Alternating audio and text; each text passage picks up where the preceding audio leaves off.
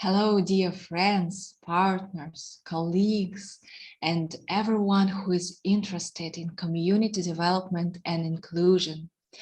We are very glad to greet you here on our Inclusive Practices virtual platform. And right now, you are joining the series of weekly broadcasts about Oncoming World Community Development Conference 2022, Inclusion, Challenges, Opportunities. In 2022, World Community Development Conference will be organized in a beautiful Caucasus country, Georgia, unique place, Ureki.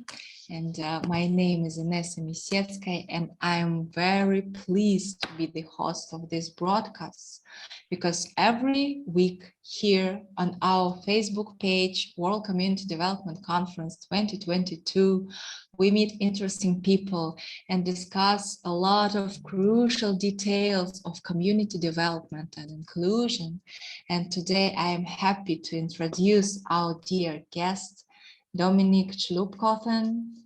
Dominique is the Director, Community-Based Inclusive Development at Christian Blind Mission, CBM, the organizational member of International Association for Community Development, and official partner of World Community Development Conference 2022, Ureki, Georgia.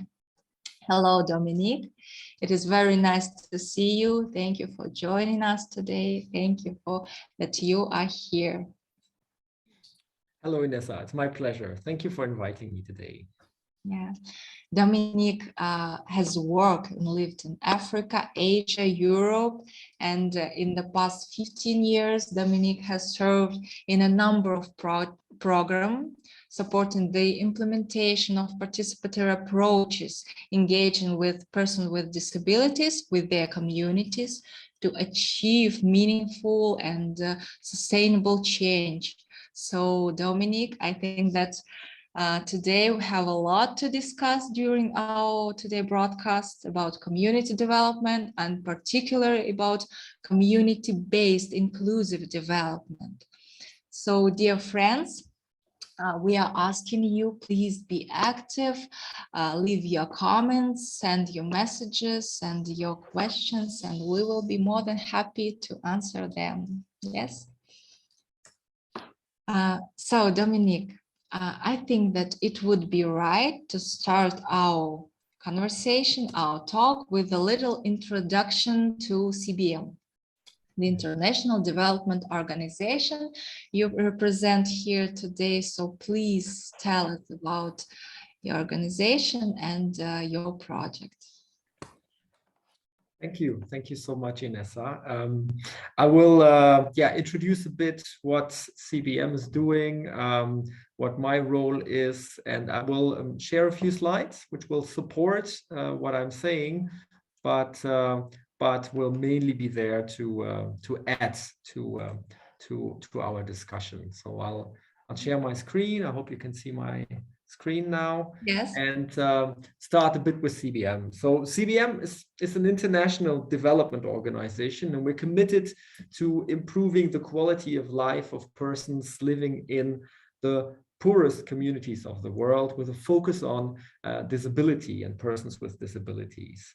Our vision is to work towards an inclusive world in which all persons with disabilities enjoy their human rights and achieve their full potential. And CBM has been there for more than 100 years. So we're a long-standing professional organization, and we work in partnership with others to create an inclusive society for everybody, for all. The challenge that we pose ourselves to achieve our vision is that there are approximately 1 billion persons with disabilities worldwide. And most of the persons with disabilities live below the poverty line. So how do we make sure that they are not excluded from community development, from life in society and communities, but are fully included? That is basically the challenge we work towards. And the answer to that is inclusive community development. So we're hugely engaged in community development programs across the world, and trying to make sure that they are truly, truly inclusive. What we are doing to work towards inclusion in community development is applying an approach which is called community-based inclusive development. And that is essentially a way of working that ensures people with disabilities are respected and included in their communities on an equal basis and in all areas of their life. And CBM has had a strong legacy in developing the CBID approach over a couple of decades now, and also at a global scale. So we're extremely, extremely grateful for the existence of the International Association for Community Development as the global network for community development practitioners. And we are always looking forward to World Community Development Conferences, which are hosted and organized by IACD. And particularly, we're looking forward to the one in 2022, which will focus on inclusion and the opportunities and the challenges that come with inclusive community development. So that is in a nutshell who CBM is, what we're doing, and why it is so important for us to be part of the community development community worldwide, and why we're also so keen on supporting World Community Development conferences, and particularly contributing to the one next year in Ureki in Georgia. Thank you, Dominique. I have a question about about CBM and why CBM became a member of International Association for Community Development. You already told us that IACD is the only global network that unites all practitioners, real practitioners in field of community development. And I just wanted to ask you maybe to share how the International Association for Community Development and your membership of CBM in IACD helps to solve maybe some problems and burning questions in field of inclusion from the side of communities, from the side of community development. I mean, so thank you so much. That's really a great question. I mean, the first motivation, of course, for being a member of IACD is learning and exchange. So we're working in community development. We're currently working with more than 200 community development programs in over 30 countries as CBM, and we constantly want to learn, want to contextualize, want to exchange with community practitioners across the globe to make sure that we constantly improve and have good community development programs in place. So that is, I would say, the first motivation. And IACD is fantastic for that because it's really a global network of community development practitioners. So people who are really doing community development and gaining experience from that. So that's the first motivation, exchange and learning. That is really important to us, and IACD is the perfect platform in the field of work we are to do that. So that is why many of our staff are part of IACD, many of our partners are part of IACD, we as CBM are part of IACD, and that we strongly support the work that IACD is doing. More particularly in terms of inclusion, let me maybe bring on the screen the international standards for community development that IACD has developed a few years ago, and which are actually giving us a joint basis for any discussion around community development we want to have. And if you look at At the top of it, one dimension of it is promoting diversity and inclusion. So with the work that CBM is doing around inclusive community development, we very much feel at home. This is our house, actually, our common house with other community development practitioners to work towards an inclusive world where persons with disabilities are fully included and can meaningfully participate in their communities on an equal basis with everybody else. And having that conversation in IACD at various levels is actually wonderful. We're having that conversation during the conferences, but we're also having that conversation on an ongoing basis.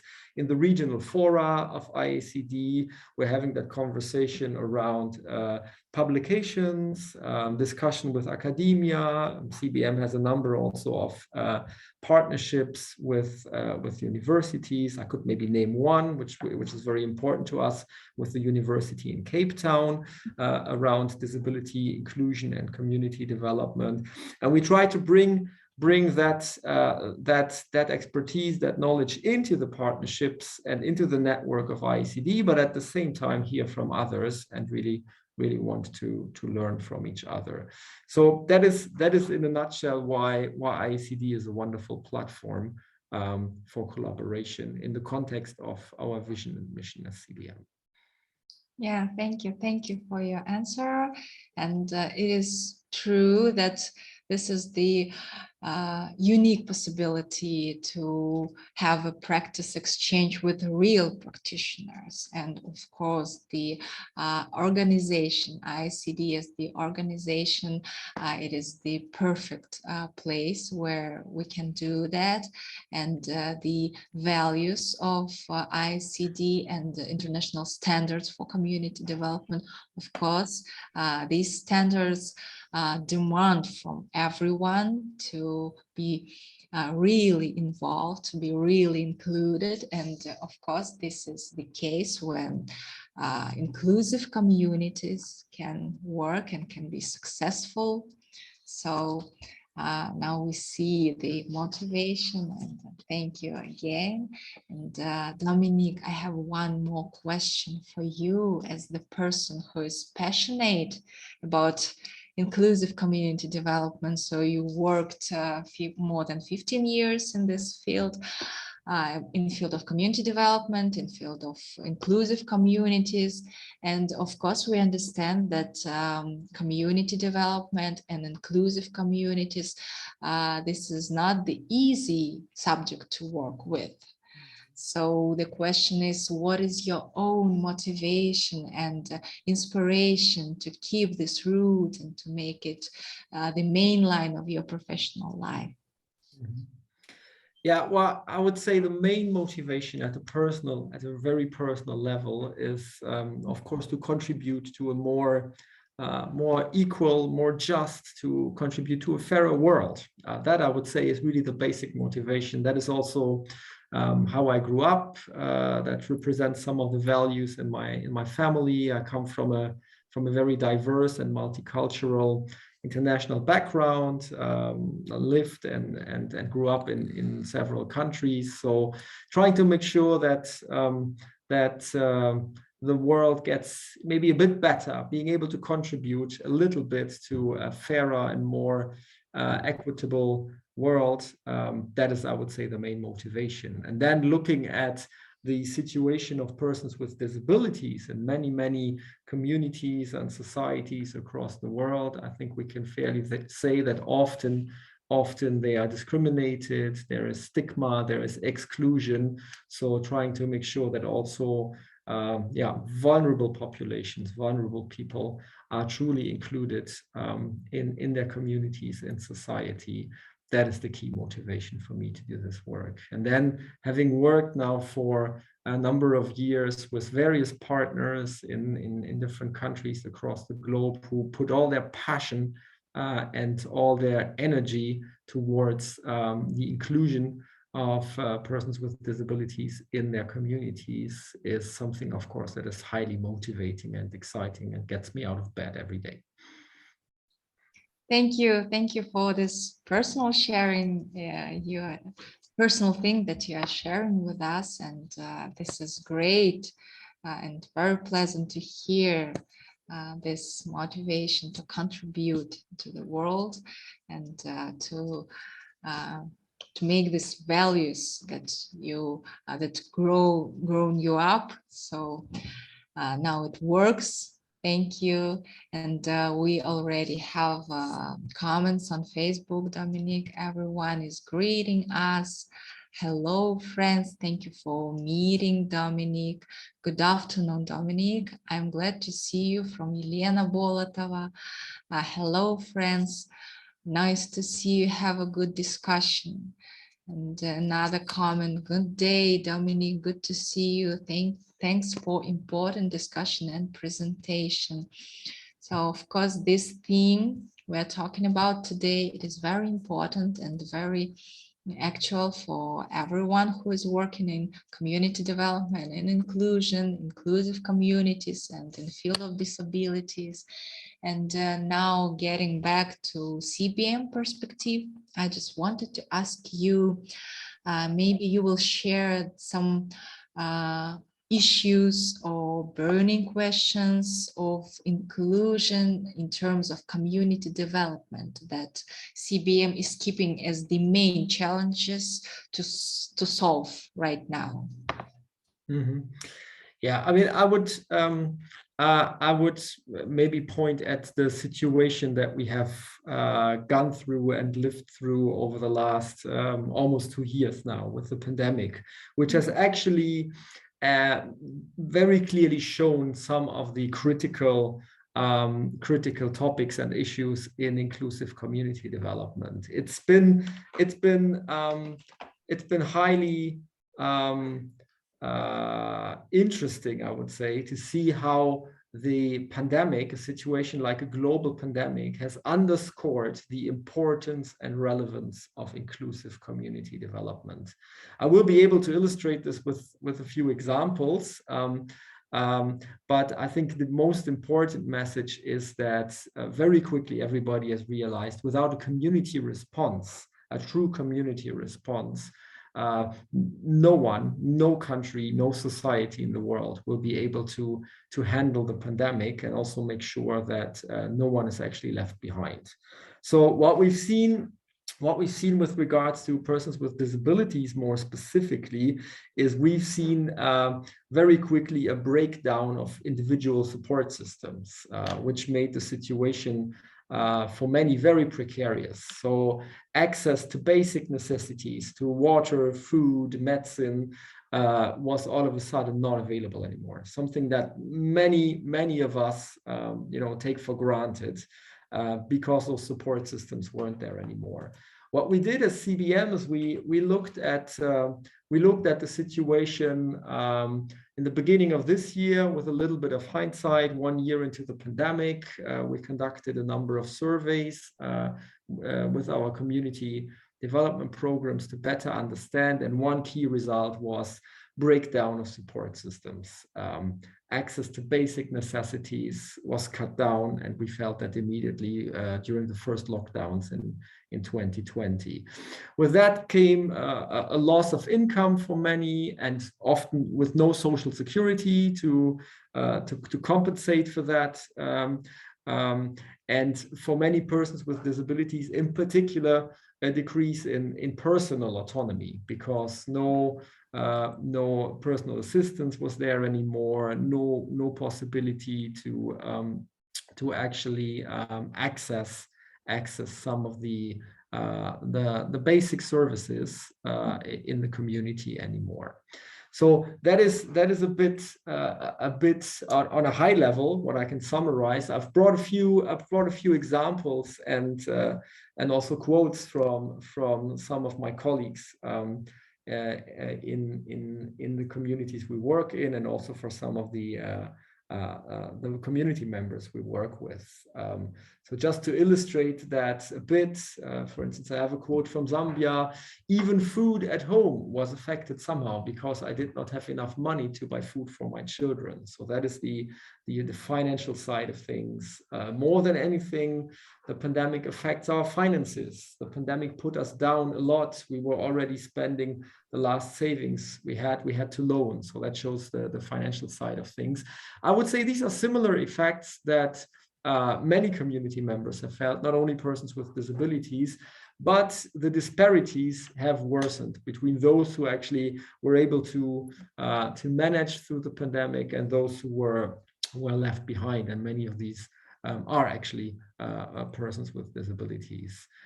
With that, as I mentioned, the decrease in personal autonomy for many, so lack of personal assistance that was there before, no possibility for personal assistance to work with many persons with disabilities during lockdowns, and also the availability of the appropriate measures during the pandemic response was not there for many persons with disabilities. So the example from Moses in Zambia, I think, is very telling, who says, I have challenges with hand washing because buckets and basins are usually elevated. And if there is no one at home, I cannot wash my hands until someone returns to home. So these are examples to illustrate a bit the situation for persons with disabilities in the communities. With that came also very often a higher risk of contracting COVID-19 and an increased risk of developing a severe case due to underlying health conditions and completely inappropriate healthcare environments and support during the pandemic.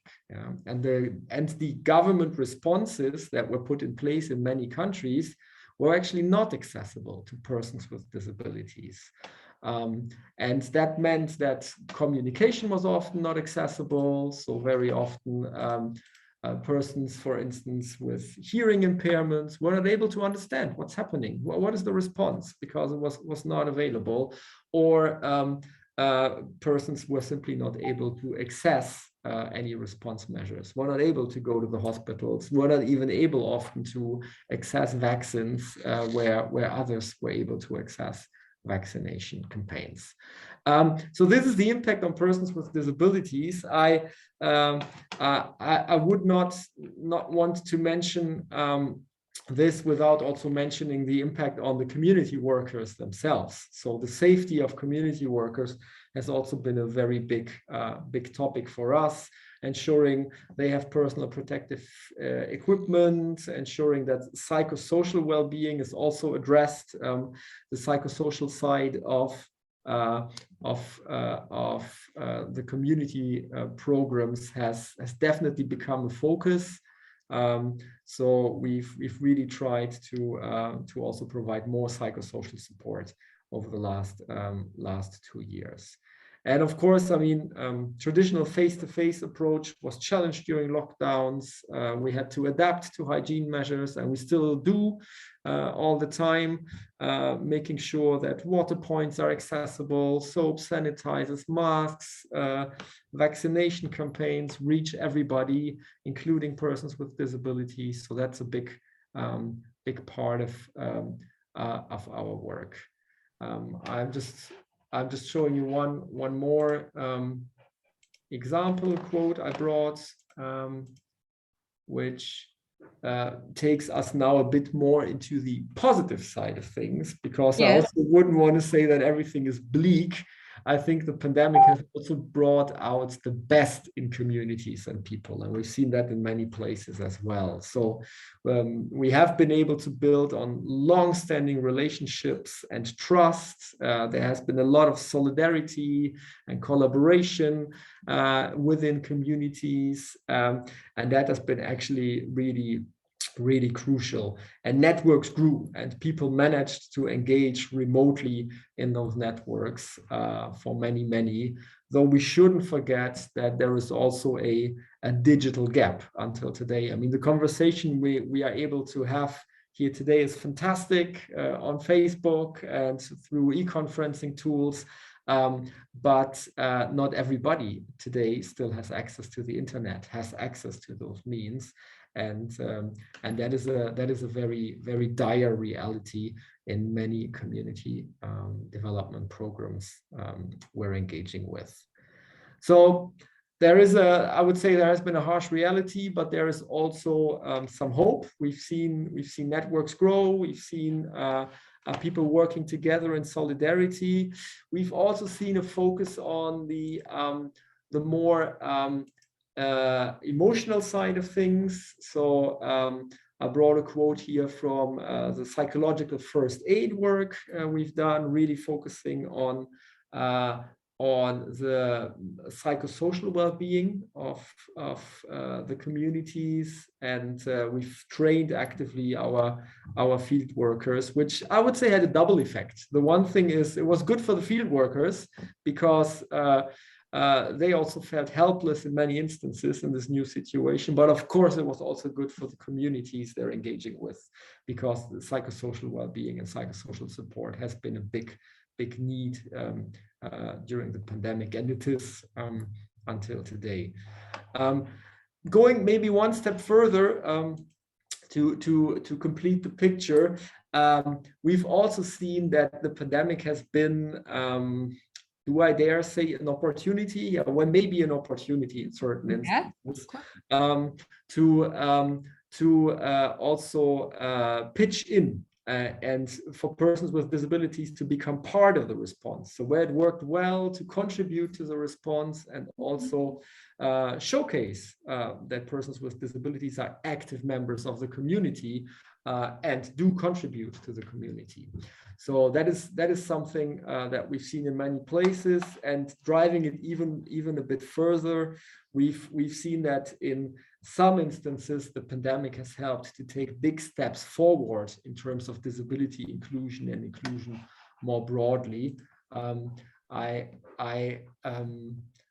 can give you examples, for instance, where the entire government response in certain countries or regions has been made accessible and inclusive due to the fact that persons with disabilities and their organizations contributed very quickly and very early on. And that is, I would say, very positive, and certainly the visibility of persons with disabilities and the visibility of inclusion as a necessary aspect of community development has increased, I would say, during the pandemic in many places. So there's dark and there's light, but I want to remain positive, and I think there have also been some positive effects of the pandemic, despite the very, very challenging and in many places terrible situation of communities and of vulnerable populations within the communities. Yeah, thank you. Thank you so much, Dominique, and thank you for this view. And of course, when we are talking about pandemic and the challenging situation, we can see the problems, we can see the gaps we have in reality, and also, of course, this is the opportunity to overcome it. This is opportunity to increase the level of connectedness in between, and the level of resilience. And this situation demands from us to mobilize and to become together, to become stronger. And of course, when we are talking about the results, the situation is bad, but the results can be positive because we are overcoming and we are growing in this. And this is great that you are focusing on positive sides. And of course, we can see that especially in inclusive community development, it makes persons with disabilities to grow, to mobilize, to be more active and more actively participate into communities they are engaged. And so this is the question of how we overcome our challenges. Yes, so we have the challenges, we always have it, and the pandemic, this is the big one. But the question is how we will overcome it. And of course, in field, we can see Yes, Dominique, we can see that in the field of communities and in the field of inclusive communities, it is easier to overcome any challenges because the community, the theme of community such is the theme of connectedness. So when we are together, we can solve any problems, any issues, and overcome challenges, and make our community more powerful, more productive and effective. And this is the question that makes communities and inclusive communities such a unique example for everyone, for the world. And this is a good situation. So and I mean, what I would really very much like to have during the World Community Development Conference next year is then also a bit of the reality check, the real conversations about what have we learned from the last 1.5 and 2 years, almost 2 years then during the pandemic, but also what are the necessary supports required for good inclusive community development. How do we make sure that the community development programs are truly based on what the communities need, and how do we make sure that the community workers as the key driving force behind community programs are really supported in doing the work they need to do. Because the reality is, of course, that often community workers are overwhelmed by the situation and the challenges they face in the community. And having an exchange amongst practitioners next year during the conference about these topics will be instrumental, I would say. I can share one last thing with you, and then I'll stop sharing my screen also, which is the guidance that we have given in this context as CBM, but also together with other organizations around community development programs, where we developed a short matrix and we gave that guidance to community programs, tested that matrix also within community programs to cope with the ever-changing situation that we have seen during the pandemic, to really look at 5 key elements: compassion, communication, the networks in place, the participation that is necessary for persons with disabilities in the community work, and then the necessity of access, access to communication, access to necessities, access to services and financial support. So based on the experiences that we've made, we've actually created that guidance, and that is broadly available in many languages. So hopefully a tool to start the conversation, and it's widely used at the moment to give at least a bit of general support that is very practical and very useful in the current situation. Yeah, thank you, Dominique. This is the very interesting and very useful tool, very useful guide for everyone. And we have the question on Facebook. You already started to answer this question, but if you will let me, I will read it. So of course we have a lot of greetings. Hello friends, hello Dominique, nice to see you. And also we have a question from Ludmila from Siberia, Krasnoyarsk.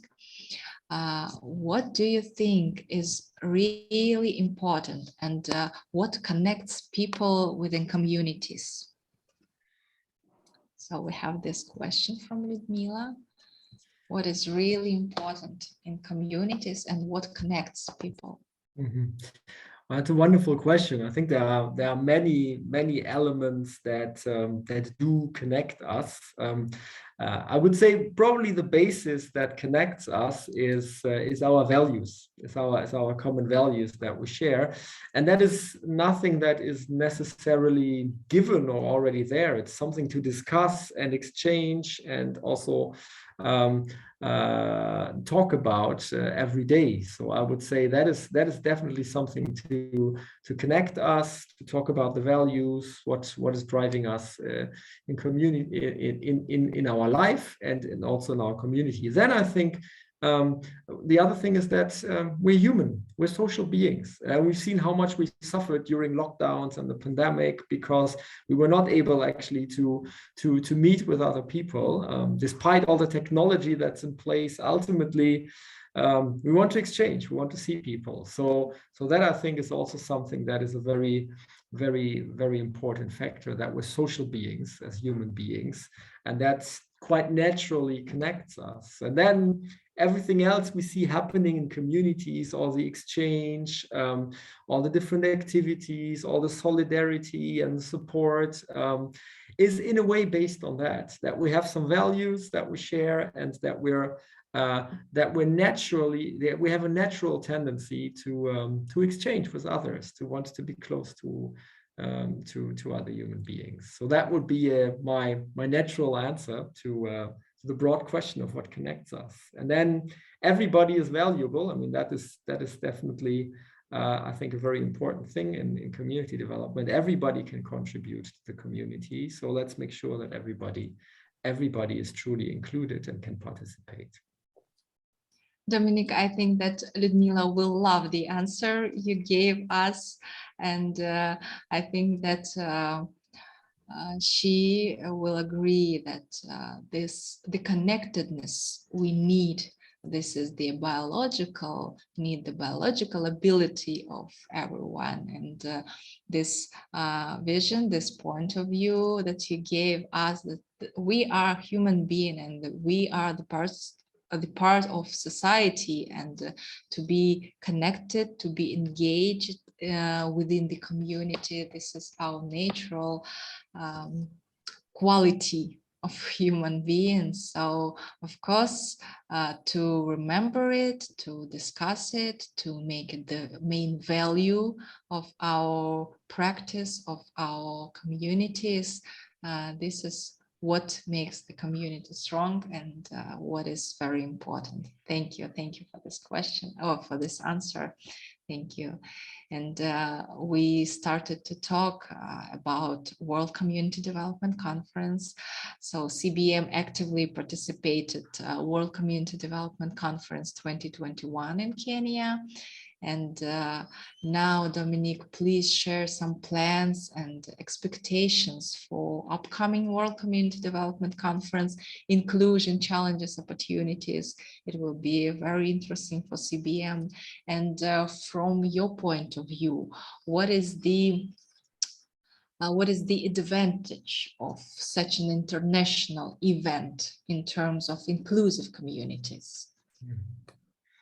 Yeah, well, first of all, let me say thank you to IACD and to Inclusive Practices for hosting and organizing the conference next year. So we're all very, very much looking forward to the conference. I think there's a great program in the making.